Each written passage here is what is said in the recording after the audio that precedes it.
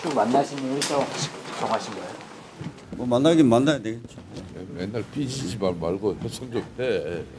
민주당이랑 한국당은 선거에 관련해서 같이 할 수 있어요? 뭐 연말 국회는 그래도 힘들지만은 여야가 합의해서 처리해 나가는 그런 슬기로움과 지혜를 보여야죠.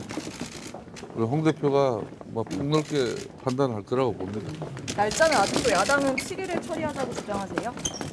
아니 자, 뭐그 그만을 자체도 논의가 안 됐어요. 운영위원장, 자 여러분 그만 따라야 뭐 협상을 일부러 더 하죠. 네, 내년도 예산안 법정 처리 시한이 사실상 오늘입니다. 조금 전 이제 보신 화면은 오늘 오전에 여야 3당 원내대표가 예산안 처리를 위한 회동을 마친 후에 복도에서 이제 기자들과 가진 대화 모습인데요.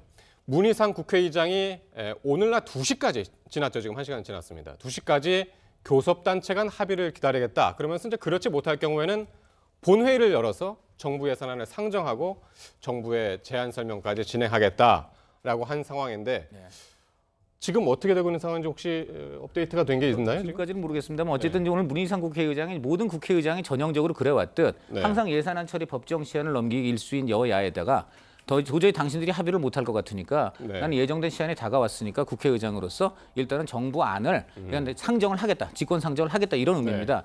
그런데 이제 통상 어떻게 되냐면 저렇게 직권 상정을 해서 오늘 통과시키는 건 아니고요. 그 내용을 이제 설명하는 자리까지만 갔습니다. 그렇게 해서 이제 여야를 압박을 하면은 여야가 조금 이제는 좀 속도를 내 가지고 그 이후에 최대한 빨리 이제 합의를 해서 그 이제 예산안을 뭐 예를 들어 일주일 내지 열흘 안에 통과시키는 것이 관행이고요. 올해도 어김없이 그 관행이 지금 되풀이되고 있는 것입니다. 일단 지난 주말에 여야 사실 원내대 교섭단체 대표들이 모여서 합의를 하는 걸 원칙적으로 이제 찬성을 했고 그래서 7일 오는 7일에 본회의를 열어서 그때 이제 합의된 내용을 최종적으로 의결을 하자 이런 얘기가 있었는데 어쨌든 문희상 아까 홍영표 원내대표는 그 7일 얘기 아직 논의 다 안 됐다. 제가 그렇게 얘기를 해서 혼선이 있었는데 야당 입장이 그랬습니다. 야당 입장이 그렇고 홍영표 원내대표는 빨리 하자는 입장인데 이 과정에서 이제 문희상 의장이 본인의 수를 들고 나온 것이죠. 아까 혼선 죄송합니다.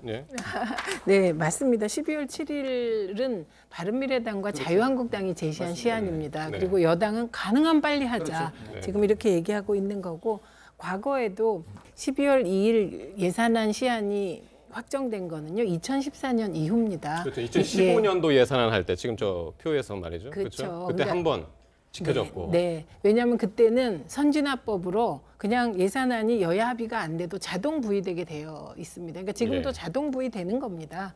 그러면 국회의장이 국회를 열어서 자동 부의를 하고 최소한 정부가 설명은 하게 해야 국회가 국민에 대해서 면이 서지 않겠냐. 지금 이런 말씀을 하고 있는 거고 그나마 국회 선진화법이 있어서 예산과 다른 걸 걸어서 예산이 막 12월 31일 날 통과되고 막 이런 그런 일은 없어졌거든요.